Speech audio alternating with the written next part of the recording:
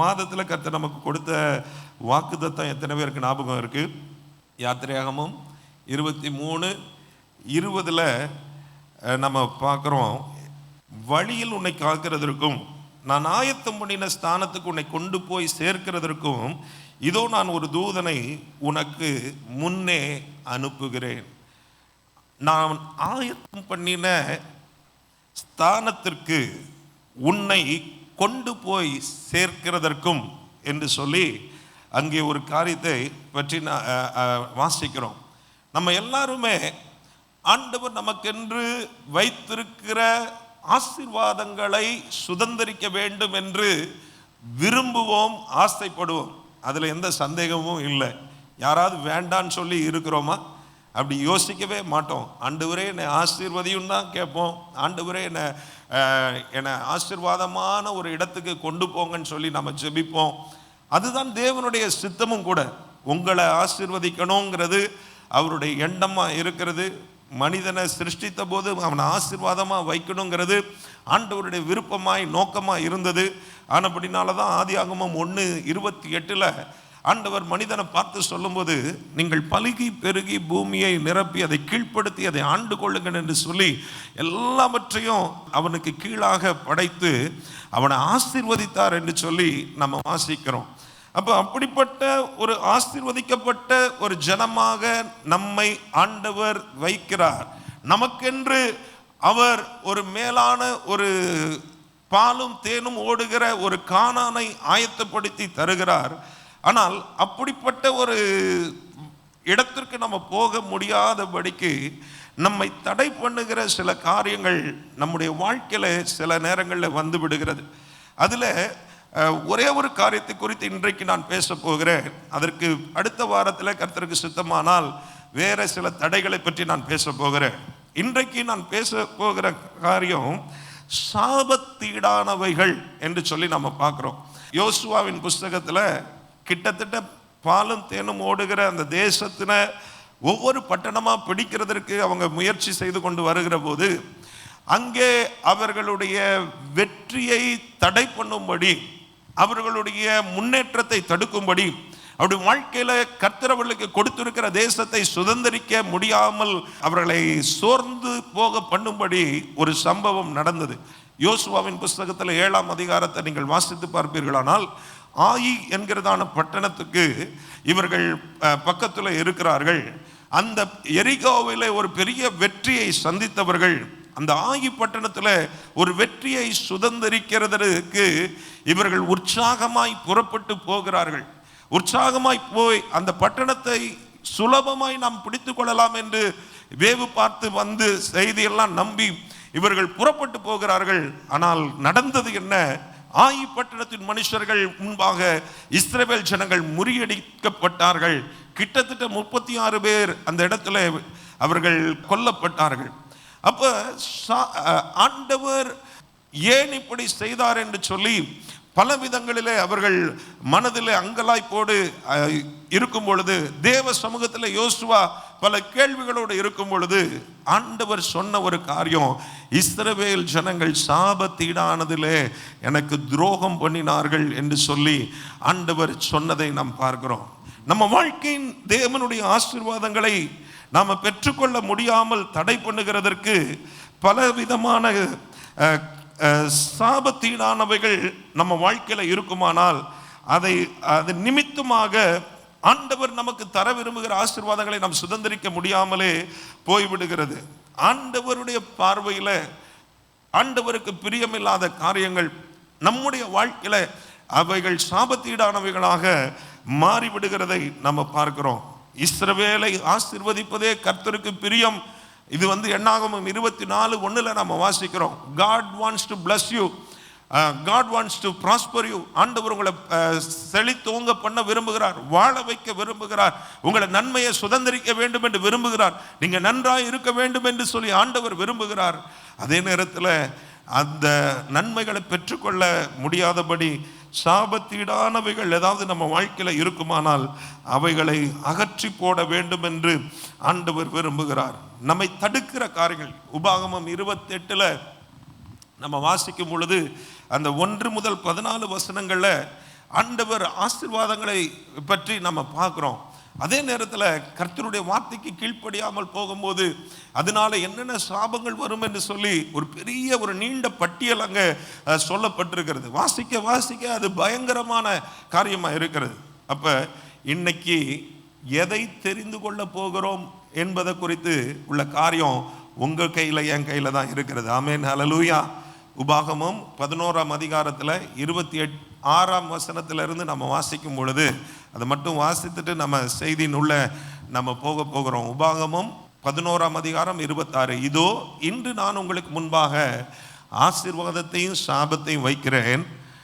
இன்று நான் உங்களுக்கு கற்பிக்கிற உங்கள் தேவனாகிய கர்த்தரின் கற்பனைகளுக்கு கீழ்ப்படிந்தீர்களானால் ஆசீர்வாதமும், எங்கள் தேவனாகிய கர்த்தரின் கற்பனைகளுக்கு கீழ்ப்படியாமல் இன்று நான் உங்களுக்கு விதிக்கிற வழியை விட்டு விலகி நீங்கள் அறியாத வேறே தேவர்களை பின்பற்றுவீர்களானால் சாபமும் வரும் என்று சொல்லி ஆண்டவர் மோசேயின் மூலமாக ஆண்டவர் எச்சரிக்கிறதை நாம் பார்க்கிறோம். அப்ப ஆண்டவர் நம்ம ஆசீர்வதிக்க விரும்புகிறார்.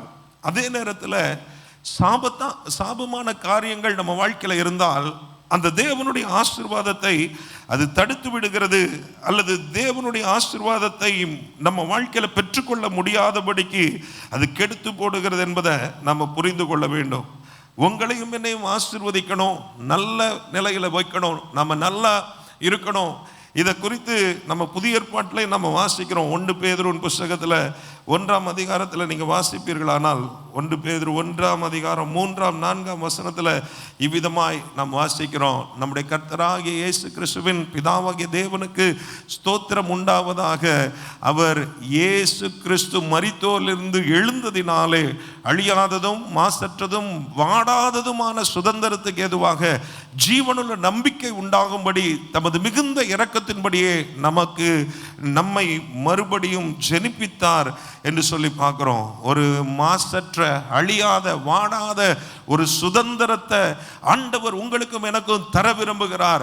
ஆவிக்குரிய நன்மைகள், உலக பிரகாரமான நன்மைகள், சரீர பிரகாரமான நன்மைகள், ஆசீர்வாதங்கள் உங்களுக்கும் எனக்கும் ஆண்டவர் ஏற்படுத்தி வைத்திருக்கிறார். அதை பெற்றுக்கொள்ள முடியாதபடிக்கு சாபமான ஏதாவது சில காரியங்கள் நம்முடைய வாழ்க்கையில் இருக்குமானால் அதை இன்றைக்கு கர்த்தர் நமக்கு உணர்த்துவாராக. அதை நம்முடைய வாழ்க்கையை விட்டு அகற்றி போட கர்த்தர் நமக்கு உதவி செய்வாராக. ஆமென், ஹல்லேலூயா, ஹல்லேலூயா. ஸோ இன்னைக்கு வேதாகமத்திலிருந்து ஒரு சில உதாரணங்களை உங்கள் முன்பாக நான் வைக்க விரும்புகிறேன். முதலாவதாக, பாவத்தின் நிமித்தமாக சாபம் அடைந்தவர்கள் என்கிறதான காரியத்தை குறித்து பார்க்க போகிறோம். ஆதாம் ஏவாள் அவங்க வாழ்க்கையில் தேவன் எல்லாவற்றையும் அவர்களுக்கு ஏற்படுத்தி கொடுத்தார். நல்ல ஒரு தோட்டம், கனி நிறைந்த விருட்சங்கள், நாள்தோறும் புது கனிகளை பெற்றுக்கொள்ளுகிற அனுபவங்கள். அந்த தோட்டத்தில் அவர்களுக்கு பெரிய வேலை கிடையாது. தோட்டத்தை பாதுகாக்கணும், பண்படுத்தணும், அவ்வளவுதான் அவங்க செய்ய வேண்டிய வேலை. அந்த தோட்டத்தின் எல்லா விருட்சங்களின் கனிகளையும் புசிக்கிறதற்கான உரிமையை கர்த்தர் கொடுத்தார். எல்லாவற்றையும் அவர்களுக்கு கீழ்ப்படுத்தி அவர்களை ஆசீர்வதித்து இருந்தார். ஆனால் ஒரே ஒரு கட்டளை மாத்திரம் ஆண்டவர் கொடுத்திருந்தார். இந்த தோட்டத்தில் உள்ள எல்லா விருட்சங்களின் கனிகளை நீங்க புசிக்கலாம், ஆனால் இது நடுவே இருக்கிறதான நன்மை தீமை அறியத்தக்கதான அந்த கனியின் விருட்சத்தை நீங்க புசிக்க கூடாது என்று சொல்லியிருந்தார். நம் ஆட்கள் பொதுவாகவே செய்யாதன்னு சொல்றதை தான் செய்வாங்க. தொடாதன்னு போட்டிருந்தா தான் தொட்டு பார்ப்பாங்க, என்னதான் நடக்குன்னு பார்ப்போமே. அப்போ அந்த கியூரியாசிட்டி அது ஒரு கேடான கியூரியாசிட்டியாக தான் சில நேரங்களில் இருக்கு. அப்போ ஆதாம் ஏவாள் நல்லா என்ஜாயிங் தேர் லைஃப், அவங்களுக்கு பாரடைஸ் ஆண்டவர் கொடுத்துருக்கிறார். பரதீசில் நல்ல சந்தோஷமாக இருக்கிறாங்க, நல்ல சொர்க்க பூமியில் இருக்கிறாங்க. ஏதேன் தோட்டம் அப்படி தான் இருந்திருக்கும் அவங்களுக்கு. ஏன்னா பகலில் தேவன் அவர்களோடு கூட உலாவுகிறார், ஆண்டவர் அவங்களோடு பேசுகிறார், அவங்களுக்கு ஒவ்வொரு விஷயமா அவங்களுக்கு ஆண்டவர் சொல்லி கொடுக்கிறார். எல்லாம் நன்றாய் போய் கொண்டிருக்கும் பொழுது ஒரு நாளிலே சர்ப்பமானது, பிசாசு சர்ப்பத்தின் வடிவில் ஏவாளோடு பேச ஆரம்பிக்கிறான். ஏவாளை பேசி நைஸா நயம் பண்ணி அவளை அந்த கனியை பறித்து புசிக்கும்படியாக செய்கிறான். இவ கெட்டதும் இல்லாமல் ஆதாமுக்கு அந்த கனியை கொடுத்தாள் என்று சொல்லி வேதம் சொல்லுகிறது. அது நிமித்தமாக அவர்கள் தேவனுடைய மகிமையை இழந்து போகிறார்கள். அவர்கள் நிர்வாணிகளாய் காணப்படுகிறோம் என்பதை அவர்கள் உணர்கிறார்கள். அதற்கு பிறகு நடக்கிற காரியம்தான் மிகவும் கடினமான ஒரு காரியம். ஆண்டவர் இப்போ அவங்களை தேடி வருகிறார். தேடி வரும் பொழுது இவங்க போய் அவருக்கு மறைவா ஒளிந்து கொள்ள நினைக்கிறாங்க. என்ன ஒரு புத்திசாலித்தனம்! அவருக்கு மறைவா ஒண்ணுமே இல்லைங்கிறது அவங்களுக்கு தெரியாம இருக்கிறது. அவங்க போய் மறைந்து கொள்ளுகிறாங்க. கடைசியில் ஆண்டவர் வந்து அவங்களை கேட்கிறாரு, நீங்க நான் புசிக்காதீங்கன்னு சொன்ன விருட்சத்தின் கனியை புசித்தீங்களா?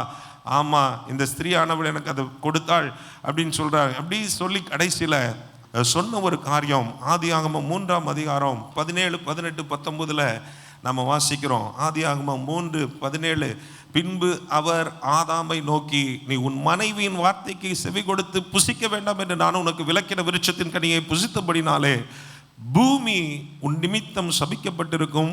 நீ உயிரோடு இருக்கும் நாளெல்லாம் வருத்தத்தோடே அதன் பலனை புசிப்பாய். அது உனக்கு முள்ளும் குறுக்கும் முளைப்பிக்கும். வெளியின் பயிர் வகைகளை புசிப்பாய்.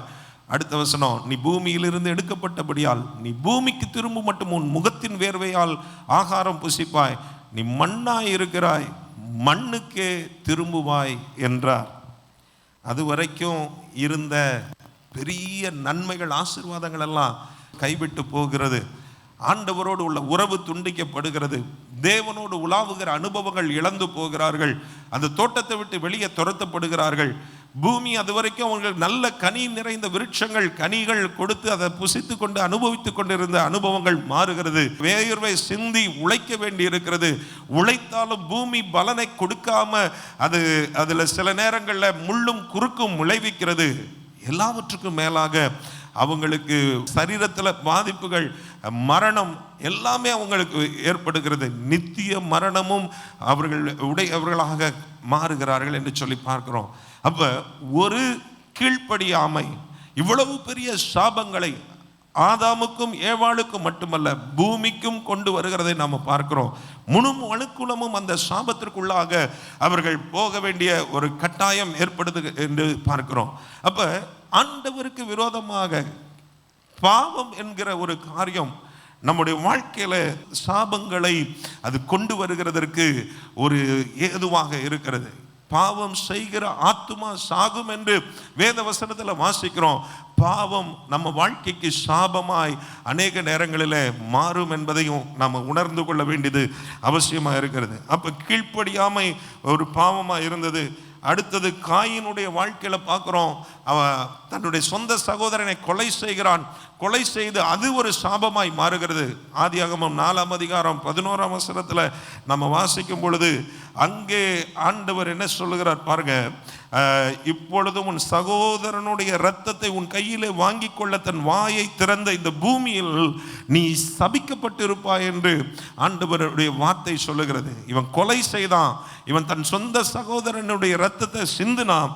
அது ஒரு பாவம். அந்த பாவம் ஒரு சாபமாய் மாறுகிறது.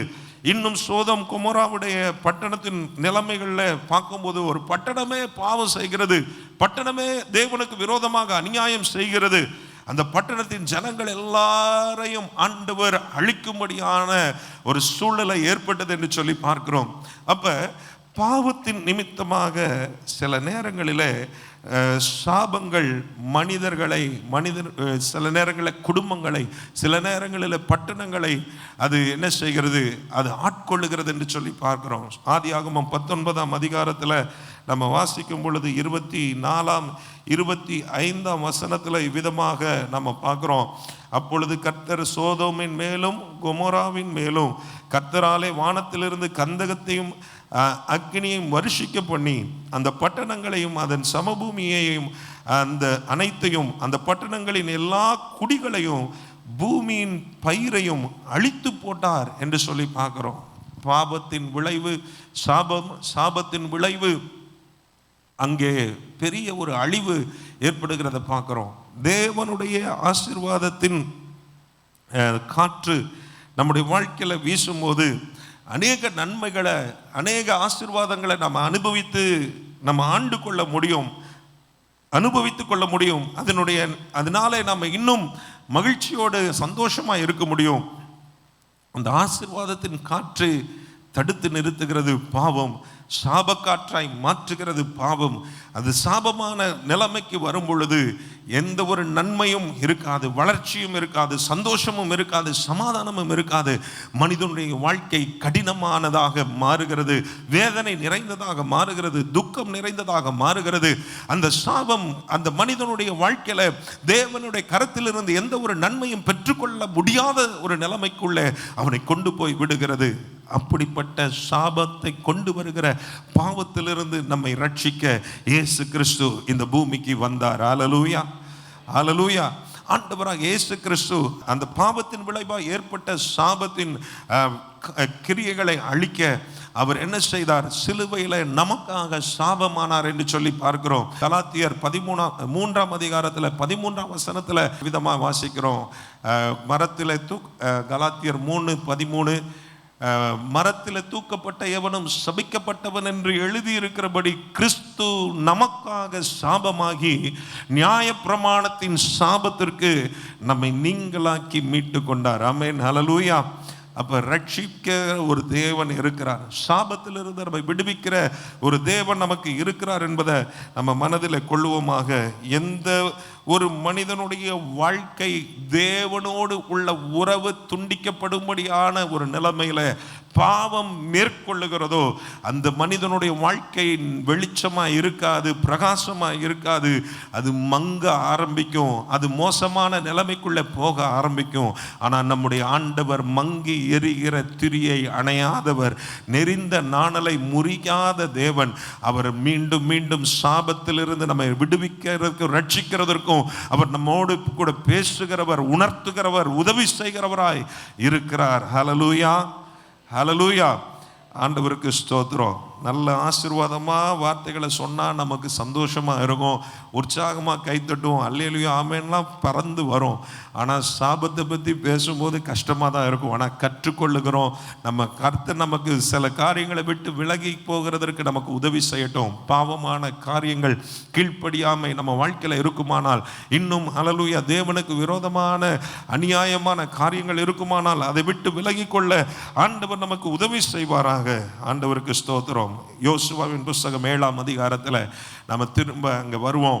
அங்கே சாபத்தீடானவைகளில் சிலதை அவர்கள் தங்களுக்கென்று எடுத்து வைத்து கொண்டார்கள் என்று சொல்லி அங்கே பார்க்குறோம். யோசுவா 7ஆம் அதிகாரத்தில் இதை குறித்து நம்ம பார்க்குறோம். எரிகோ பட்டணத்தை அவங்க பிடித்தது ரொம்ப சந்தோஷம், அவங்க எல்லாருக்கும் மகிழ்ச்சி. ஆனால் கர்த்தர் சொன்ன ஒரு காரியம், அந்த எரிகோ பட்டணத்தில் உள்ள எல்லாவற்றையும் என்ன செய்யணுமா, ஆண்டவர் அவர்களை எல்லாவற்றையும் அவங்கள சுட்டெரிக்கும்படியாய் சொன்னார். சில ஒரே ஒரு ராகாப் அப்படிங்கிற குடும்பத்தை மாத்திரம் ஆண்டவர் பாதுகாக்க சொன்னார், மற்ற எல்லாத்தையும் சுட்டெரித்து போடுங்கள் என்று சொன்னார். யோசுவா 6ஆம் அதிகாரம் 18ஆம் வசனத்தில் வாசிக்கும் பொழுது, சாபத்தீடானதில் ஏதாகிலும் எடுத்துக்கொள்ளுகிறதுனாலே நீங்கள் சாபத்தீடாகாத படிக்கும், இஸ்ரவேலின் பாளையத்தை சாபத்தீடாக்கி அதை கலங்க பண்ணாத படிக்கும் நீங்கள் சாபத்தீடானதற்கு மாத்திரம் எச்சரிக்கையாக இருங்கள் அப்படின்னு சொல்லி, அதில் வெள்ளி, பொன், வெண்கலம், இரும்பினால் செய்யப்பட்ட பாத்திரங்கள் கர்த்தருக்கு பரிசுத்தமானவைகள், அவைகள் கர்த்தருடைய பொக்கிஷத்தில் சேரும் என்று ஆண்டவர் சொல்லுகிறார். இப்போ நல்லா கவனிங்க, இங்கே இதில் சாபத்தீடானவைகள் ஒன்றையும் நீங்கள் எடுக்கக்கூடாதுன்னு சொல்லி ஆண்டவர் சொல்லுகிறார். அது எதெல்லாம் கர்த்தருக்கு சேர வேண்டும் என்பதை கர்த்தர் சொல்லுகிறார். ஆனால் நடந்தது என்ன என்று சொல்லி பார்த்தா, அங்கே ஆகான் என்கிறதான மனிதன் சாபத்தீடானவைகளை அவன் சிலதை தனக்கென்று எடுத்து வைத்து கொள்ளுகிறான். அவன் வைத்து கொண்டது யாருக்குமே தெரியாது என்று நினைக்கிறான். அந்த வைத்து கொண்டு அவன் அதனுடைய நன்மைகளை, அதன் மூலமாக அவன் நன்மைகளை பெற்றுக்கொள்ள முடியும் என்று சொல்லி நினைக்கிறான். ஆனால் அப்படி நினைத்தது பொய்யாகி விடுகிறது. நடந்தது என்ன? அடுத்த பட்டணத்தில் எல்லாரும் தோற்று போய் வந்து கர்த்தருடைய சமூகத்தில் கிடக்கிறாங்க. ஆண்டவர் சொல்றார், நீ ஏன் இப்படி இருக்கிற? சாபத்தினானவைகளை துரோகம் பண்ணினாங்க, யாருன்னு நான் வெளியே கொண்டு வரேன்னு சொல்லி கடைசியில் சீட்டு போட்டு ஆகானுடைய பேர் வருகிறது.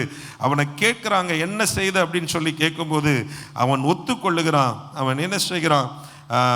7ஆம் அதிகாரத்தில் அவன் அந்த 20ஆம் வசனத்தில் சொல்லும்போது, மெய்யாகவே நான் இஸ்ரவேலின் தேவனாகிய கர்த்தருக்கு விரோதமாய் பாவம் செய்தேன், இன்ன பிரகாரமாய் செய்தேன்.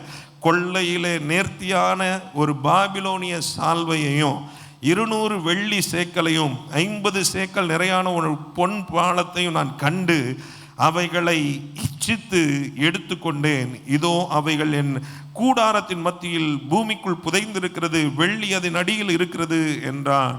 இப்போ நல்லா கவனிங்க, சாபத்தீடானதை வச்சுக்கிறான், கர்த்தருக்குரியதையும் எடுத்து வச்சுக்கிறான். அப்போ அவன் 2 விதமான விதத்தில் ஒரு பெரிய பாதிப்பை அவன் ஏற்படுத்துகிறான். ஆண்டவருடையதை அவன் என்ன செய்கிறான்? ஆண்டவருக்கு அர்ப்பணிக்கப்பட்டதை, ஆண்டவருக்கு கொடுக்க வேண்டியதை கொடுக்கலை, ஆண்டவருக்கு செலுத்த வேண்டியதை செலுத்தலை. இவன் எடுத்துக்கொள்ளக்கூடாததையும் தனக்கென்று எடுத்துக்கொண்டு அவன் செய்கிறான், மறைத்து வைத்துக் கொள்கிறான் என்று சொல்லி பார்க்குறோம். அருமையான தேவ பிள்ளைகளே, நம்ம வாழ்க்கையில் தேவனுக்கு கொடுக்க வேண்டியதை நம்ம கொடுக்காமல் இருப்பது சில நேரங்களில் நம்முடைய ஆசீர்வாதத்துக்கு குறைச்சல்களை ஏற்படுத்துகிறது. இதை நம்ம புரிந்து கொள்ள வேண்டும். கர்த்தருக்கு கொடுக்க வேண்டியதில் நாம் என்ன செய்யக்கூடாது? எந்த ஒரு விதத்திலையும் நாம் குறைவு வைக்கக்கூடாது. ஆமென், அல்லேலூயா. கர்த்தருக்கு கொடுக்கிறதுன்னு சொல்லும்போது கர்த்தருக்கு கொடுக்கிற முக்கியத்துவம், கர்த்தருக்கு கொடுக்கிற ஸ்தானம், கர்த்தருக்கு கொடுக்கிற நேரம், கர்த்தருடைய சமூகத்தில் அவருக்கு நம்ம கொடுக்க வேண்டிய நம்முடைய திறமைகள், தாளந்துகளை அவருக்கு பயனுள்ளதாய் கொடுக்க வேண்டிய அனுபவம், இதையும் தாண்டி கர்த்தருக்கு கொடுக்க வேண்டியது நம்முடைய காணிக்கைகள், தசம பாகங்களில் நம்ம சரியாய் கர்த்தருக்கு கொடுக்கிறது. இது எல்லாவற்றையும் கர்த்தர் பார்க்கிறார். அப்போ ஏன் குடும்பங்கள் ஆசீர்வதிக்கப்படலை? ஏன் குடும்பங்களில் சில நேரங்களில் நன்மைகளை பார்க்க முடியல? ஏன் சில நேரங்களில் தேவையில்லாத வீணான பிரச்சனைகள், ஏன் சில நேரங்களில் வீணான தோல்விகள், நஷ்டங்கள் என்று சொல்லி பார்க்கும் பொழுது தேவனுக்கு கொடுக்க வேண்டிய சிலவற்றை நாம் செலுத்தாமல் இருப்பது அதில் ஒரு காரணமாக இருக்கலாம். யோசித்து நீங்கள் தான் முடிவு பண்ணணும். நான் சரியாக கர்த்தருடைய சமூகத்தில் நேரத்தை கொடுக்கிறேனா? ஆண்டவருக்கு என்னுடைய வாழ்க்கை பயனுள்ளதாய் வைக்கிறேனா? ஆண்டவருக்கு நான் செலுத்த வேண்டிய நேரங்கள், என்னுடைய திறமைகள், தாளந்துகள் எல்லாம் கர்த்தருக்கு நான் உண்மையாக பிரயோஜனம் உள்ளதா நான் யூஸ் பண்ணுறேன்? யோசித்து பார்க்கணும். ஞானஸ்தானம் எடுக்கும்போது எல்லாருமே வாக்கு கேட்டிருப்போம் இல்லையா? உங்களுடைய எல்லாவற்றினாலும் கர்த்தரை கனம் பண்ணுவீங்களா? உங்கள் விளைவின் முதற்பொருளினால கர்த்தரை கனம் பண்ணுவீங்களா? உங்கள் நேரத்தினால, உங்கள் திறமைகள், தாளந்துகளை கர்த்தருடைய ராஜ்யத்தில் பயன்படுள்ளதாக நீங்கள் பயன்படுத்துவீங்களா? அப்போ என்ன செஞ்சுருப்போம்? எல்லாம் அப்படியே பயபக்தியோடு என்ன செஞ்சுருப்போம்? ஆம் ஆம். யாராவது சொல்லி கூட அனுப்பிச்சிருப்பாங்க, அவர் என்ன கேட்டாலும் ஆமான்னு சொல்லிடு அப்படின்னு சொல்லி அனுப்பிச்சாங்களா என்னன்னு தெரியாது. ஆனால் அவங்களுக்கு நம்ம டீச் பண்ணி தான் உள்ளே இறக்குறோம். அந்த நேரத்தில் நம்ம என்ன செய்கிறோம்? ஒரு பக்தி பரவசத்தில் அர்ப்பணிக்கிறோம். எடுத்த தீர்மானத்தில், அன்னைக்கு சொன்ன தேவனோடு உடன்படிக்கை பண்ணும்போது சொன்ன காரியத்தில் நம்ம எவ்வளவு தூரம் உண்மையாக இருக்கிறோம் என்பது நமக்கு மட்டும்தான் தெரியும். ஏதோ கடமைக்காக கர்த்தரை தேடி வருகிற அனுபவம், ஏதோ சடங்காச்சாரமாய் கர்த்தருடைய ஆலயத்துக்கு வரணும்னு சொல்லி வருகிற அனுபவம், சில வாரங்கள் வருகிறது, சில வாரங்கள் வராமல் இருக்கிறது, சில நேரங்கள் ஜெபிக்கிறது, சில நேரங்கள் ஜெபிக்காமல் இருக்கிறது, சில நேரங்கள் கர்த்தரை தேடுகிறது, சில நேரம் தேடாமே இருக்கிறது. இப்படிப்பட்ட அனுபவங்களை கர்த்தர் பார்த்து கொண்டு இருக்கிறார். அவரோடு கூட நாம் எப்பவும் அவருக்கு உண்மையாக இருக்கணும்னு ஆண்டவர் விரும்புகிறார். ஆமென், ஹல்லேலூயா. பக்கத்தில் பார்த்து சொல்லுங்க, ஆண்டவருக்கு உண்மையாக இருங்க. என்னைய பார்த்து எப்படி நீங்கள் அப்படி சொல்லலாம்? நான் இருக்கேனா இல்லையான்னு தெரியுமா தெரியாதா அப்படிலாம் யோசிச்சிடாதீங்க தயவுசெய்து. ஆண்டவருக்கு செலுத்த வேண்டியதை நாம் செலுத்த வேண்டும். பொன், பாலம், வெள்ளி எல்லாவற்றையும் கர்த்தருக்கு உரியதை எடுத்து தனக்குள்ளே வச்சுக்கிறான். சில நேரங்களில் கொடுக்கறதுல நம்ம அப்படி செஞ்சிடறோம். பொருத்தனை பண்ணியிருப்போம், இந்த மாதம் முடியலை, அடுத்த மாதம் பார்த்துக்குவோன்னு நினைப்போம். சில நேரங்களில் தசம பாகம் இன்னைக்கு பாதி கொடுத்தா போதும், மீதியை பிறகு பார்த்துக்குவோன்னு நினைப்போம். ஆண்டவருக்கே என்ன செய்கிறோம்? கடன் சொல்கிறோம், அக்கௌண்ட்டில் எழுதிக்கோங்க. அப்புறம் அக்கௌண்ட்டில் காந்தி கணக்கில் தான் போகுது. அதெல்லாம் கரெக்டாக திரும்ப கொடுக்க முடியாமல் சூழலை வருது. நான் ப்ராக்டிக்கலாக சொல்கிறேன் இல்லையா? நிஜமாக தானே அப்படி? அப்போ தசம பாகத்தை காணிக்க கர்த்தருக்கு என்று நாம் செலுத்தணும்னு ஆண்டவர் விரும்புகிறார். அல்லேலூயா. கர்த்தருக்கு உரியதை கர்த்தருக்கு கொடுக்கணும்னு சொல்லி ஆண்டவர் எதிர்பார்க்கிறார். மல்கியாவின் புஸ்தகத்தில் ஆண்டவர் அதை குறித்து ஆண்டவர் பேசும்போது அப்படிப்பட்ட காரியத்தை நம்ம விலகணும்னு சொல்லி ஆண்டவர் விரும்புகிறார். எதில் நம்ம அநியாயமாக நடக்கிறோம் அப்படிங்கிறத. அப்போ கர்த்தருக்கு கொடுக்க வேண்டிய காணிக்கை, பொருத்தனை காணிக்கை அல்லது தசம்பாகம், இதெல்லாம் நம்ம கொடுக்க ஆரம்பிக்கும் போது அது உங்களுக்கு நிச்சயமாக குறைவை கொண்டு வராது, நிறைவை தான் கொண்டு வரும். ஆமென், ஹல்லேலூயா. நிறைய நேரத்தில் நான் அதை எக்ஸ்பீரியன்ஸ் பண்ணியிருக்கேன், நீங்களும் எக்ஸ்பீரியன்ஸ் பண்ணியிருப்பீங்க. ஆண்டவருக்காக நம்ம கொடுக்கும்போது நம்ம குறைவடைய மாட்டோம், அதை ஆண்டவர் நிறைவாக்கி கொடுத்து கொண்டே இருப்பார். அல்லேலூயா. எப்படி தேவை சந்திக்கப்படுதுன்னே தெரியாது, ஏதாவது ஒரு வழியில் கர்த்தர் ஆச்சரியமாய் தேவையை சந்திப்பார். அல்லேலூயா. அப்போ சாபத்தீடானதை விலக்கி நம்ம கவனமாக இருக்கணும் என்பதை புரிந்து கொள்ளணும். கர்த்தருக்கு கொடுக்க வேண்டியதில் நம்ம கர்த்தருக்கு கொடுக்க வேணும். அதே நேரத்தில் நம்ம ஆண்டவருக்கு அருவருப்பானதை நம்ம வாழ்க்கையை விட்டு அகற்றி கொள்ள வேண்டும். அது சுட்டரிக்கப்பட வேண்டிய பாபிலோனிய சால்வை, அந்த ஊரில் உள்ள வேற எந்த பொருளும் நீங்கள் எடுக்காதீங்க, எல்லாத்தையும் ஆண்டவர் அழிக்க சொல்கிறாரு. இவன் அது நல்லா இருக்குது, பார்க்க ரொம்ப அழகாக இருக்குது, எப்படி அவன் அதை நினைத்து எடுத்து வைத்தான்னு தெரியாது. ஒருவேளை இப்போ வனாந்தரத்தில் இருக்கிற மூடிக்கொள்ள நமக்கு ஒரு நல்ல ஒரு சால்வை இருந்தால் நல்லா இருக்கும். ஆனால் ஆண்டவர் அருவருக்கிற எந்த ஒரு காரியமும் நமக்கு அது நல்லா தான் இருக்கும், இன்பமாக தான் இருக்கும், அது நம்ம வாழ்க்கையில் வேண்டாம். ஆமென். அல்லேலூயா. அதை விட்டு அதை நம்மை தூரப்படுத்தி கொள்ளுகிறது, அதை சுட்டரிக்கப்பட வேண்டியது, ஆனால் சுட்டரிக்க ஒப்பு கொடுப்பது நல்லது. ஆமென். அல்லேலூயா. தேவன் அருவருக்கிற காரியங்கள், தேவனுக்கு பிரியமில்லாத காரியங்கள் நம்ம வாழ்க்கையை விட்டு அகற்றி போட கர்த்தர் இன்றைக்கு நமக்கு உதவி செய்வாராக. ஆமென். ஹல்லேலூயா. சுட்டரிக்கப்பட வேண்டிய பகுதிகள், என் வாழ்க்கையில் சுத்திகரிக்கப்பட வேண்டிய பகுதிகள், என் வாழ்க்கையில் ஆண்டவரே சாபத்தீடானவைகளாக இருக்கிற பகுதிகள் என் வாழ்க்கையை விட்டு அகற்றி போடும் ஆண்டவரே, என் குடும்பத்தை விட்டு அகற்றி போடும் ஆண்டவரே, தேவன் அருவருக்கிற காரியங்கள் வேண்டாம் ஆண்டவரே என்று சொல்லி ஆண்டவருடைய சமூகத்தில் நம்மை ஆராய்ந்து பார்த்து நம்மை சரி பண்ணிக்கொள்ள கர்த்தர் நமக்கு உதவி செய்வாராக. வீட்டில் இருக்கிற பாபிலோனிய சால்வை அப்படின்னு சொல்லும்போது நம்ம வாழ்க்கையில் இருக்கிற நம்மை மூடிக்கொள்ளுகிற பாவமான காரியங்கள், உலகத்தின் சிற்றின்பங்கள், அதனுடைய ஆசைகள், அதனுடைய காரியங்கள் நமக்கு தெரியும் நம்ம வாழ்க்கையில் என்ன இருக்குன்னு. அதை விட்டு நம்ம அகற்றி போடுகிறதற்கு இன்றைக்கு கர்த்தர் உணர்த்தும் போது அதை சரியாய் நம்ம செய்ய கர்த்தர் உதவி செய்வாராக. ஆமென். ஹல்லேலூயா. வீட்டில் இருக்கிற பொருட்கள் மட்டும் இல்லை, உங்கள் செல்ஃபோனில், உங்கள் லேப்டாப்பில் இருக்கிற அருவருப்பான காரியங்களை விலக்கி போட வேண்டும். டவுன்லோட் பண்ணி நிறைய உலக பிரகாரமான மூவிஸும் அதுவும் இதுவும் குப்பைகளை இன்னைக்கு சேகரிக்கிறதுக்கு ஒரு இடமாக இன்றைக்கு செல்ஃபோன் மாறிடுச்சு.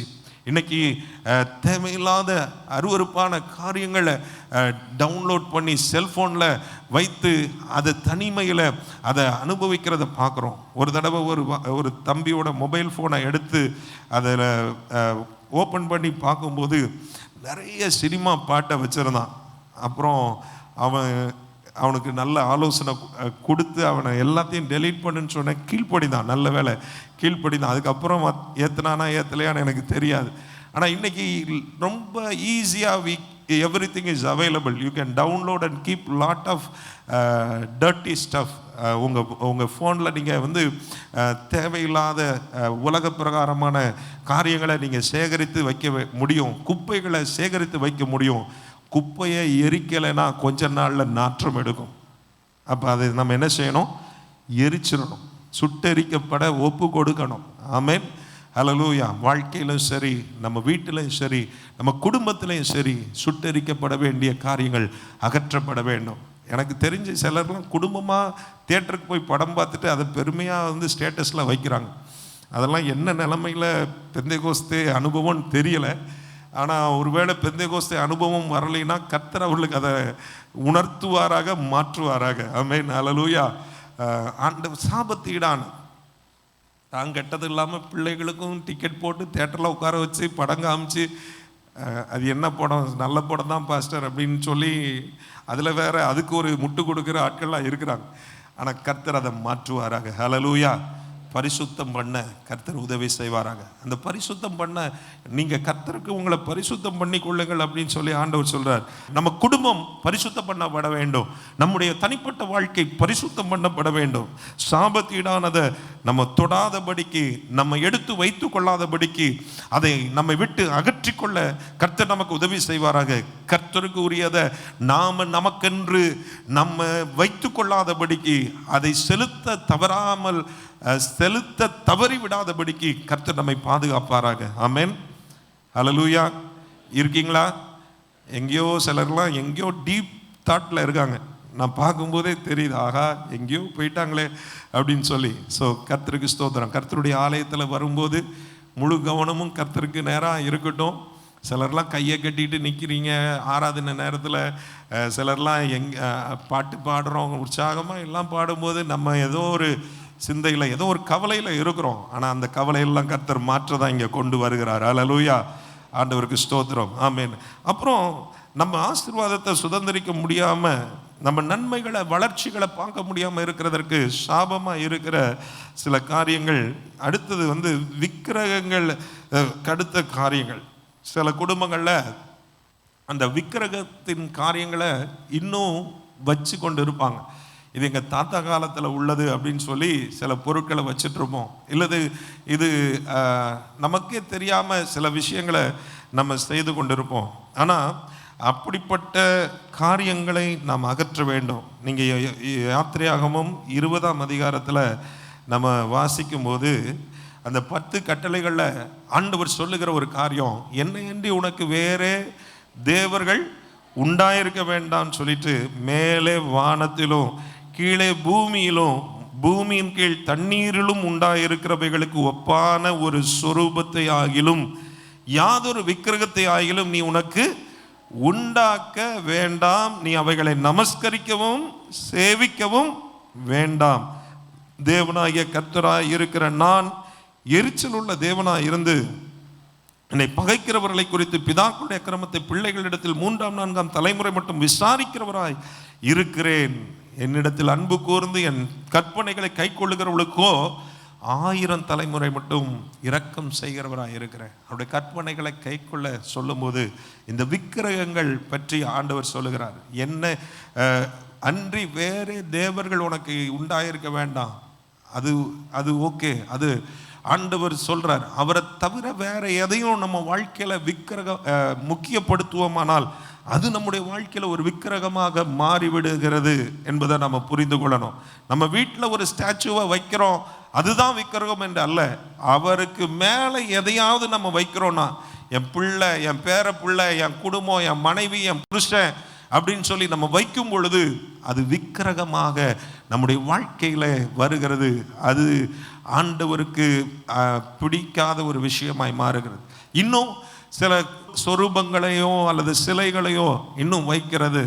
இன்னும் சில நேரங்களில் இன்னும் கொஞ்சம் நம்ம போனால் கிறிஸ்தவ குடும்பங்கள் தான் கிறிஸ்தவ பாரம்பரியத்தில் சில படங்களை வைத்திருக்கிறது, சில சுரூபங்களை வைக்கிறது, சிலுவையை வைத்து ஒரு ஷாலை போட்டு விடுகிறது. சிலுவையை நம்ம வணங்க வேண்டியது அவசியம் கிடையாது. அல்லேலூயா.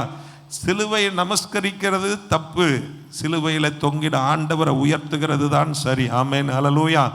ஏசோப்பா படத்தை வைத்து லைட்டை போட்டு அதுக்கு முன்னால் விளக்கை ஏற்றுறது தப்பு. ஆண்டவர் உள்ளத்தில் ஆவியாக இருக்கிறார். உள்ளத்தின் ஆழத்திலிருந்து அவர் ஆவியோடு உண்மையோடு தொழுது கொள்ளுகிறது தான் சரி. ஆமென், அல்லேலூயா. இது எல்லாருக்கும் தெரியும். சிலருக்கு ஒருவேளை இது புதுசாக இருந்தால் கற்றுக்கொள்ளுங்க. அப்போ எந்த ஒரு சொரூபத்தையும் நமஸ்கரிக்கிறதற்கோ செய்து அதை வழிபடுகிறதுக்கோ நம்ம வீட்டில் அவைகளை வைக்காமல் இருப்பது நல்லது. அல்லேலூயா. அது சும்மா தான் இருக்குது, ஒரு ஞாபக அர்த்தமாக இருக்குது.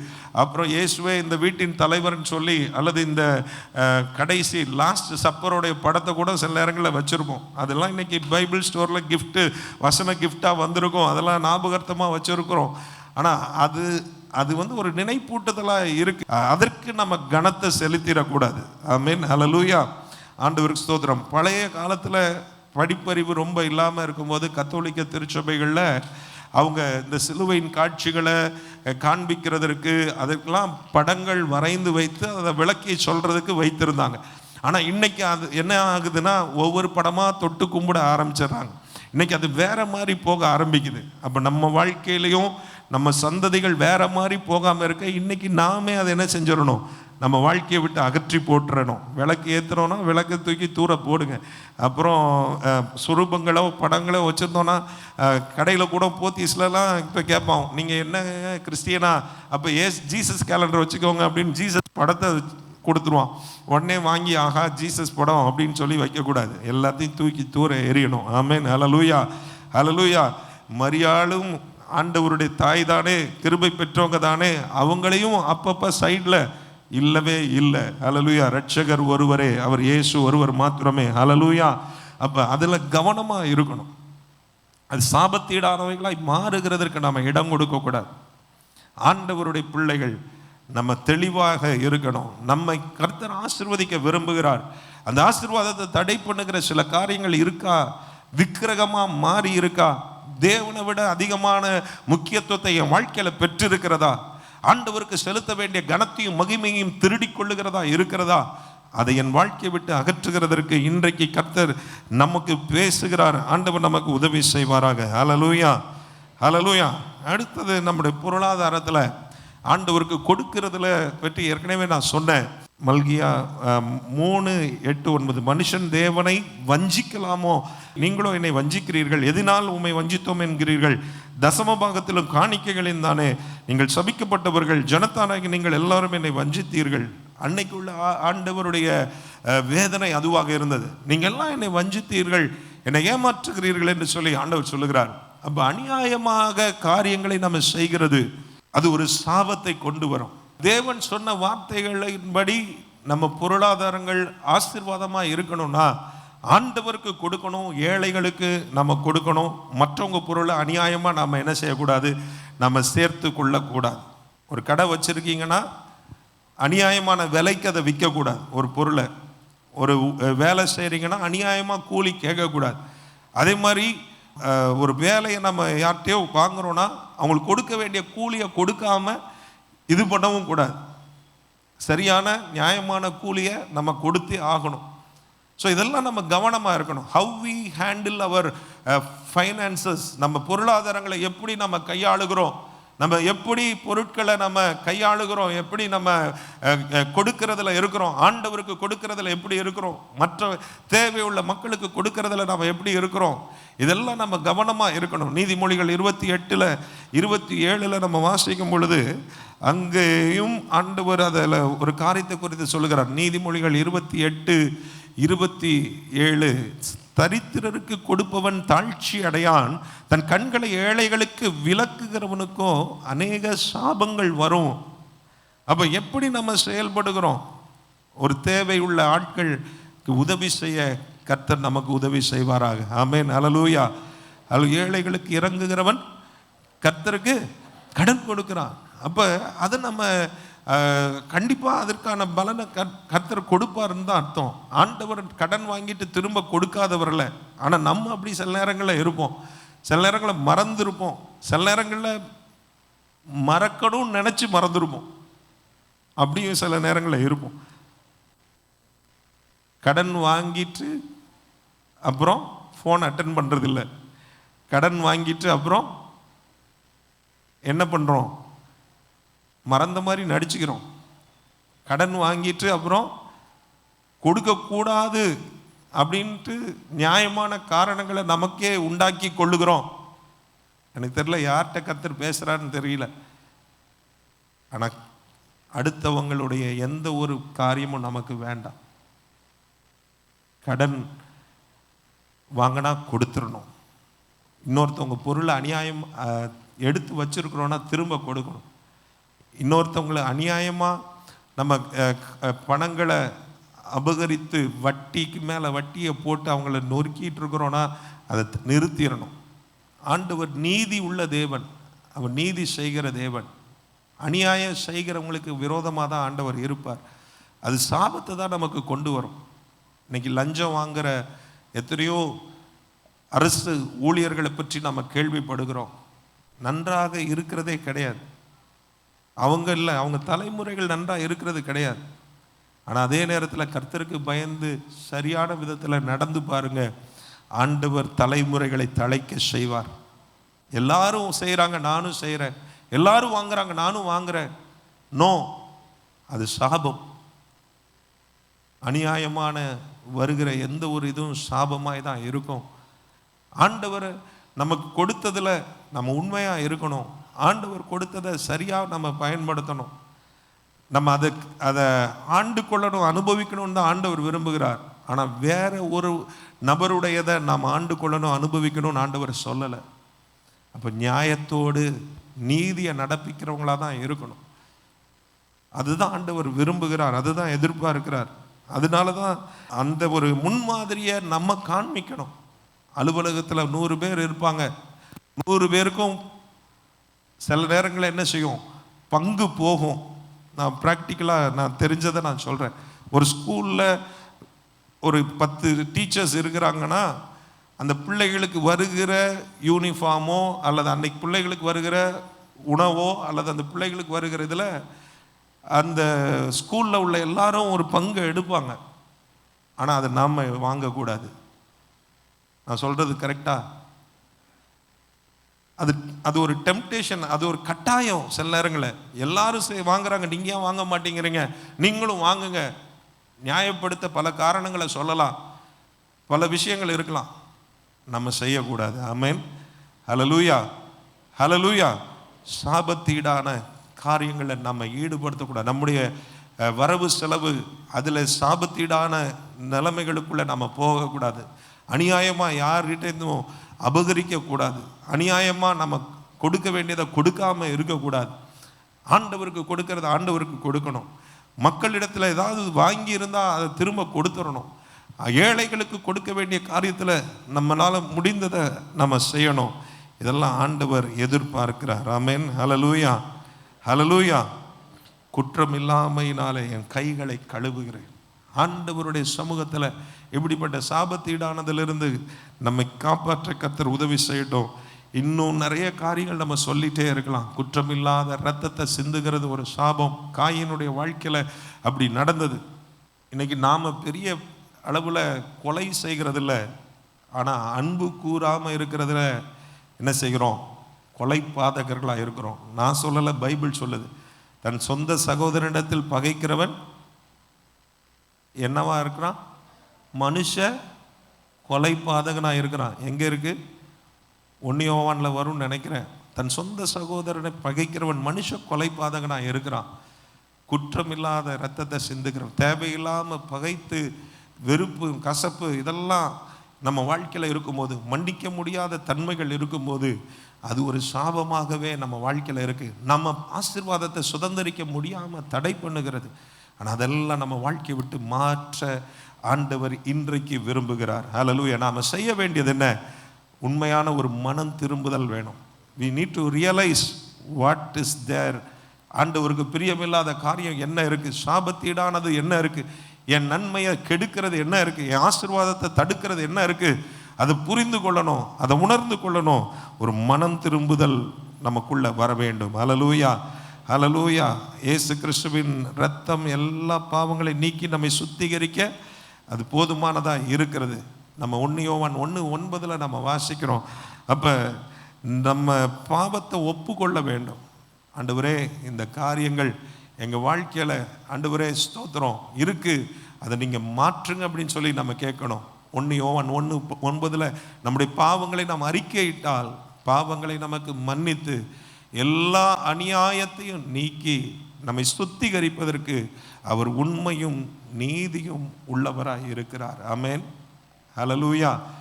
அவர் உண்மையும் நீதியும் உள்ளவராக இருக்கிறார். இன்னும் 1 கொரிந்தியர் 1:31 நினைக்கிறேன். அவரே தேவனால் நமக்கு ஞானமும் நீதியும் பரிசுத்தமும் மீட்புமானார். ஸோ அவர் நீதி உள்ள தேவன், அவர் நீதி உள்ள கர்த்தர். எல்லா அநியாயத்தையும் மன்னித்து நம்மை சுத்திகரிக்க வல்லவராக இருக்கிறார். அவருடைய சமூகத்தில் நம்ம வந்து அறிக்கை செய்யும் போது எல்லா பாவங்களையும் மன்னிக்கிறார், சாபங்களையும் நீக்கி போடுகிறார். ஹல்லேலூயா, ஹல்லேலூயா. அது மட்டுமல்ல, ஆண்டவருடைய வார்த்தைக்கு நம்ம கீழ்ப்படியணும். வசனத்துக்கு நடுங்குகிறவனை நான் நோக்கி பார்ப்பேன். ஆண்டவர் விரும்புகிற காரியம் அவருடைய வசனத்தை நம்ம வாசிக்கிறது மட்டுமல்ல, அதன்படி செய்யணும். ஹல்லேலூயா. வசனத்துக்கு கீழ்ப்படியும் போது இந்த விதத்தில் உன்னை ஆசீர்வதிப்பேன் ஆண்டவர் உபாகமம் 28 1 14 வரைக்கும் ஆண்டவர் சொல்லுகிறத பார்க்குறோம். கீழ்ப்படிந்தா ஆசீர்வாதம். ஹல்லேலூயா. கீழ்ப்படியாமல் போனால் இந்த சாபங்கள் எல்லாம் உண்மையில் வரும்னு சொல்லி எச்சரிக்கவும் செய்கிறார். அப்போ கவனமாக இருக்கணும். ஹல்லேலூயா. ஆண்டவருடைய வசனத்தின்படி வாழ்கிறோமா, நடக்கிறோமா, பேசுகிறோமா, இருக்கிறோமா? அதை நம்ம அப்பப்போ எக்ஸாமின் பண்ணணும். நம்ம அப்பப்போ ஆராய்ந்து பார்க்கணும். என் லைஃப் கர்த்தருடைய வார்த்தையின்படி இருக்கான்னு சொல்லி ஆராய்ந்து பார்க்கணும். அதுக்கப்புறம் சாபத்தை முறியடிக்கிறதற்கு இயேசு கிறிஸ்துவின் ரத்தம் நமக்காக சிலுவையில் சிந்தப்பட்டிருக்கிறது. அந்த இரத்தத்தினால் என்னை கழுவும், என் சாபங்கள் முறியடிக்கப்படட்டும் சொல்லி நம்ம ஜெபிக்கணும். கலாத்தியர் 3:13 நம்ம வாசித்த மரத்தில் தூக்கப்பட்ட எவனும் சபிக்கப்பட்டவன் என்று எழுதியிருக்கிறபடி கிறிஸ்து நமக்காக சாபமானார் என்று சொல்லி நம்ம பார்க்குறோம். அந்த சாபத்துக்கு நீங்களாக்கி நம்மை மீட்டு கொண்டார் என்று சொல்லி பார்க்குறோம். அடுத்த வசனம் சொல்லுது, ஆபிரகாமுக்கு உண்டான ஆசீர்வாதம் கிறிஸ்து இயேசுவினால புறஜாதிகளுக்கு வரும்படியாகும், ஆவியை குறித்து சொல்லப்பட்ட வாக்குத்தத்தத்தை நம் விசுவாசத்தினாலே பெரும்படியாகவும் இப்படி ஆயிற்று என்று சொல்லப்பட்டிருக்கிறது. அப்போ அந்த இயேசு கிறிஸ்துவின் மூலமாக, அவருடைய இரத்தத்தின் மூலமாக நமக்கு சாபத்திலிருந்து விடுதலை உண்டு என்பதை விசுவாசிக்கணும். இந்த இரத்தத்தினால கழுவி சுத்திகரியும், எல்லா சாபங்களும் முறியடிக்கப்படட்டும். ஆண்டவரே, எங்கள் குடும்பத்தில் இருக்கிற ஆண்டவரே எல்லா சாபத்தின் கிரியைகள், அது ஒருவேளை பரம்பரையாய் உள்ள சாபங்களாக இருக்கலாம், அல்லது நாம செய்த காரியங்கள் நிமித்தமாய் வந்த சாபங்களாக இருக்கலாம். அது எல்லாம் அகற்றி போடும் என்று சொல்லி கேட்கும்போது, He is able to remove all the curses out of your life. உங்க வாழ்க்கையில இருந்து எல்லா சாபங்களையும் அவர் முறியடிக்க வல்லவராய் இருக்கிறார். ஆமென், ஹல்லேலூயா. அதுபோல சாபமானவைகள் நம்ம வாழ்க்கையில வீட்டுக்குள்ள வச்சிருக்க கூடாது. ஆமென். ஏதாவது தேடி பாருங்க, ஏதாவது எங்கேயாவது இருக்குன்னா அதெல்லாம் தூக்கி போட்டுருங்க. ஆமென், ஹல்லேலூயா. அதெல்லாம் அகற்றி போடுங்க. அப்போஸ்தலர் 19:19 வாசிக்கிறோம், அவங்க என்ன செய்கிறாங்க, அவங்க மந்திர புத்தகங்களெல்லாம் எடுத்து கொண்டு வந்து, அப்போஸ்தலர் 19:19 மாய வித்தைக்காரராக இருந்தவர்களில் அநேகர் தங்கள் புஸ்தகங்களை கொண்டு வந்து எல்லாருக்கும் முன்பாக சுட்டெரித்தார்கள். அவைகளின் கிரயத்தை தொகை பார்த்து 50,000 வெள்ளிக்காசாக கண்டார்கள். இது ரொம்ப விலையேற பெற்றதுங்க. இது ஐம்பொன்னால் செஞ்சதுங்க. அப்படிலாம் நிறைய இருக்கலாம். ஆனால் அதெல்லாம் அது சாபத்தீடானது, விக்கிரகம், அது விக்கிரகத்துக்குரியது. இதெல்லாம் நம்ம வாழ்க்கையை விட்டு அகற்றி போடணும், சுட்டரிக்க வேண்டும். ஐயோ, இதெல்லாம் விலை உயர்ந்தது, யாருக்காவது கொடுத்தா அவங்க பயன்படுத்திக்கோங்க. அந்த சாபத்தையும் சேர்த்து நம்ம என்ன செய்யணும், ஆட் பண்ணிக்க வேண்டாம், சுட்டரிக்கணும், தூக்கி போடணும். ஆமென். ஒரு தடவை ஒரு இடத்துக்கு கொஞ்சம் பேரை கூட்டிகிட்டு போயிட்டு இருந்தேன். அப்போ வேனில் ஒரு சிஸ்டர் ஒரு நோட்டில் என்னோ எழுதிட்டு இருந்தாங்க. ஏற்கனவே என்கிட்ட சொன்னாங்க, ஏதோ ஒன்று தப்பு நடக்கிற மாதிரி இருக்குன்னு. என்ன எழுதிட்டு இருக்காங்கன்னு பார்த்தா, ஏதோ ஒரு மந்திர ஸ்லோகங்களை காப்பி பண்ணிட்டு இருக்காங்க. இந்து மார்க்கத்திலேருந்து ஒரு பயங்கரமான தீவிரமான பின்னணியத்துலேருந்து வர்றாங்க. அப்போ மந்திர ஸ்லோகத்தை எழுதிட்டு இருக்காங்க. கேட்டால் யாருக்கோ ஒருத்தர் காப்பி பண்ணி கொடுக்குறேன் பாஸ்டர் அப்படிங்கிறாங்க. அப்புறம் அதை வாங்கி அதை தூர போடுங்கன்னு சொல்லி, இதை நீங்களே போய் வீட்டில் எரிச்சிருங்கன்னு சொல்லி அவங்களுக்கு ஆலோசனை கொடுத்தோம். ஆனால் அது செஞ்சாங்களா என்னன்னு தெரியல. ஆனால் இப்போ அவங்க இல்லை. வேதனையான ஒரு விஷயம். ஆனால் அந்த சாபத்தீடானதுக்கும் நமக்கும் தொடர்பு இருக்கக்கூடாது. இயேசு கிறிஸ்துவை ஆண்டவரா ரட்சகரா ஏற்றுக்கொள்ள முன்னால் எத்தனையோ காரியங்கள் சாபத்தீடானது நம்ம வாழ்க்கையில் இருக்கலாம். ஆனால் இனி அவைகள் நம்முடைய வாழ்க்கைக்குள்ள வர விடக்கூடாது. ஹல்லேலூயா, ஹல்லேலூயா. அதையெல்லாம் தூக்கி போட நம்ம என்ன செய்யணும், நம்ம ஒரு கான்ஷியஸ் டிசிஷன் எடுக்கணும். நம்ம உறுதியாக அதை குறித்து ஒரு தீர்மானம் எடுத்து அவைகளை நம்ம வாழ்க்கையை விட்டு அகற்றி போட வேண்டும். சில நேரங்களில் கணவர் ரட்சிக்கப்படாதவராக இருப்பார். அவர் வீட்டில் சில காரியங்களை வச்சிருப்பார். அதெல்லாம் ஆண்டவரே அகற்றி போட உதவி செய்யுங்க. நீங்கள் ஜெபம் பண்ண ஆரம்பிங்க, கர்த்தர் அகற்றி போடுவார். அவைகளோட வாழ பழக வேண்டிய அவசியம் அல்ல, அவைகளை தூக்கி போடணும். எங்கள் வீட்டில் அப்படி தான் இருந்தது. எங்கள் அப்பா ரட்சிக்கப்படாதனால ஏதாவது ஒரு ஃபங்க்ஷன் பண்டிகை வந்தால் கோயிலுக்கு போயிட்டு எதையாவது ஒன்று வாங்கி ட்ராயரில் வச்சுருப்பாங்க. ஆனால் எங்கள் அம்மா அதை எல்லாம் என்ன செய்வாங்க, அது திட்டு விழுன்னு தெரியும், பிரச்சனை வரும்னு தெரியும், ஆனால் தூக்கி அவங்க கொண்டு போய் வெளியே போட்டுருவாங்க. ஆனால் ஒரு காலகட்டத்தில் அப்பா ரட்சிக்கப்படுகிறதுக்கு ஆண்டவர் உதவி செய்தார். ஆமென், ஹல்லேலூயா. அப்போ நம்ம வாழ்க்கையில் நம்ம குடும்பத்தில் அப்படி யாராவது எதையாவது கொண்டு வந்து வைத்தா அதெல்லாம் நம்ம என்ன செய்யணும், அதை எடுத்து ஒரு வைராக்கியம் நமக்குள்ளே வேணும். கர்த்தருக்கு பிரியமில்லாத காரியங்கள் என் வீட்டுக்குள்ளே வேண்டான்னு சொல்லி அதை தூக்கி போட்டுருந்தோம். அப்போ கர்த்தர் நமக்கு உதவி செய்வாராக. நம்ம ஜெபிக்க போகிறோம். ஆண்டவரே, பாவமான பழக்கங்கள் சாபமாக என் வாழ்க்கையில் இருக்குமானா அதை விட்டு விட எனக்கு உதவி செய்யுங்க ஆண்டவரே. தேவனுக்கு சொந்தமானதை நான் எனக்கென்று எடுத்துக்கொண்டு இருப்பேனா, அதை ஆண்டவரை தூக்கி போட எனக்கு உதவி, அதை மாற்றிக்கொள்ள எனக்கு உதவி செய்யுங்க. யாருக்காவது ஆண்டவரே உதவி செய்யாமல் ஆண்டவரே நான் ஆண்டவரே ஸ்தோத்திரம் ஆண்டவரே இருந்திருப்பேனால் எனக்கு ஆண்டவரே உதவி செய்கிறவனாய் மாற்றுங்க ஆண்டவரே. சாபமான பொருட்கள் எங்கள் வாழ்க்கையை விட்டு அகற்றி போடுங்க ஆண்டவரே. ஆண்டவரே உதவி செய்யுங்க ஆண்டவரே. கேட்போமா? கர்த்தர் நமக்கு உதவி செய்ய வல்லவராக இருக்கிறார். ஒரு நிமிஷம் ஒப்பு கொடுங்க, ஒரு நிமிஷம் உங்களை ஒப்பு கொடுங்க. ஆண்டவரே சாபத்தீடானவைகள் வேண்டாம் ஆண்டவரே. கர்த்தருடைய ஆசீர்வாதங்கள் எங்களுக்கு போதும் ஆண்டவரே. கர்த்தருடைய ஆசீர்வாதங்களை நாங்கள் சுதந்திரிக்கிறவர்களா இருக்கணும்ப்பா ஆண்டவரே. தேவன் எங்களுக்கு ஆண்டவரே வைத்திருக்கிற நன்மைகள், பாலும் தேனும் ஓடுகிற தேசத்தின் பலன்களை நாங்கள் பெற்றுக்கொள்ளணும் ஆண்டவரே. உம்முடைய வாக்குத்தத்தங்களின் நிறைவேறுதல்களை எங்கள் வாழ்க்கையில நாங்கள் பார்க்கணும் ஆண்டவரே. அதை தடுக்கிற, அதை கெடுக்கிற, அதை குலைத்து போடுகிற சாபமான எந்த ஒரு விஷயமும் எங்கள் வாழ்க்கையின் எல்லைகளுக்குள்ளே இல்லாதபடிக்கு அகன்று போவதாக எங்களை பரிசுத்தப்படுத்துவீராங்க. எங்களை கர்த்தருடைய கருத்தில் எங்களை ஒப்பு கொடுக்கிறோம் ஆண்டவரே. ஹல்லேலூயா. எங்களை ஒப்பு கொடுக்கிறோம். சாபம் உங்களுக்கும் தேவனுக்கும் ஒரு இடைவெளியை உண்டாக்குகிறது. அந்த சாபம் உங்களை தேவனை விட்டு பிரிக்கிறது, தேவனுடைய நன்மைகளை விட்டு பிரிக்கிறது, தேவனுடைய ஆசீர்வாதங்கள் உங்கள் வாழ்க்கையில வெளிப்பட முடியாதபடி தடுக்கிறது. ஆனால் ஆண்டவராகிய இயேசு கிறிஸ்து சிலுவையில் அவர் நமக்காக ரத்தம் சிந்தினார். அவர் நமக்காக சாபமாய் தொங்கினார். ஆண்டவருக்கு நமக்கு உள்ள இடைவெளியை அவர் ஹல்லேலூயா நீக்கி இன்றைக்கு ஆசீர்வாதத்தின் கதவுகளை நம்ம வாழ்க்கையில திறந்து வைத்திருக்கிறார். இன்றைக்கு அந்த கதவுகளுக்குள்ளே நம்ம பிரவேசித்தால் நம்ம ஆசீர்வாதங்களை சுதந்திரிக்க முடியும், நன்மைகளை பெற்றுக்கொள்ள முடியும். கரங்களை உயர்த்தி ஒரே ஒரு நிமிஷம் கேளுங்க. ஆண்டவரே, நாங்கள் சாபத்திலிருந்து ஆசீர்வாதத்திற்கு எங்களை கொண்டு வந்தது நீங்க தான். எங்க வாழ்க்கையில் ஆசீர்வாதங்களின் கதவுகளை திறக்கிறவர் நீங்க தான். எங்களை விடுதலையாக்கி எங்களை ஆண்டவரே ஸ்தோத்திரம், எங்களை உங்க நாமத்தை மகிமைப்படுத்த உதவி செய்தவர் நீங்க தான் ஆண்டவரே. இன்றைக்கு உம்முடைய சமூகத்தில் வந்து நிற்கிறோம் ஆண்டவரே. சாபமான எதுவும் எங்க வாழ்க்கையில இல்லாதபடி ஆண்டவரே அதை நிறுத்தி போடுவீராக. எங்கள் வாழ்க்கையின் ஆசீர்வாதத்தின் பாதையில தொடர்ந்து நாங்கள் முன்னேறி செல்ல, வளர, பெருக, கர்த்தருடைய நாமத்தை மகிமைப்படுத்த ஆண்டவரே எங்கள் ஒவ்வொருவருக்கும் உதவி செய்வீராக. இன்னைக்கு சொன்ன வார்த்தைகளுக்காய் ஸ்தோத்திரம், கற்றுக்கொண்ட விஷயங்களுக்காய் ஸ்தோத்திரம். அதை ஆண்டவரை கைக்கொள்ள உதவி செய்யும். எல்லா துதிகன மகிமை உமக்கே செலுத்துகிறோம். இயேசுவின் மூலம் கேட்கிறோம் ஜீவனுள்ள நல்ல பிதாவே, ஆமென், ஆமென். என் ஆத்துமாவே கர்த்தரை ஸ்தோத்திரி, என் முழு உலகமே கர்த்தருடைய பரிசுத்த நாமத்தை ஸ்தோத்திரி. என் ஆத்துமாவே கர்த்தரை ஸ்தோத்திரி, அவர் செய்த சகல உபகாரங்களை மறவாதே. ஆமென். நம்முடைய கர்த்தராகிய இயேசு கிறிஸ்துவின் கிருபையும் பிதாவாகிய தேவனுடைய அன்பும் பரிசுத்த ஆவியானவருடைய அன்யோன்ய ஐக்கியமும் சந்தோஷமும் சமாதானமும் இன்றும் என்றும் எப்பொழுது நம் அனைவரோடு கூட என்னைக்கு இருப்பதாக. ஆமென், ஆமென். ஹல்லேலூயா, ஹல்லேலூயா. God bless you. நல்ல ஆசீர்வாதமான ஒரு நிறைவான சந்தோஷமான வாழ்க்கையை கர்த்தர் உங்களுக்கு வைத்திருக்கிறார். அதை முழுவதுமாய் சுதந்திரித்துக் கொள்ளுங்க. உங்களை கர்த்தர் நடத்துவார். God bless you.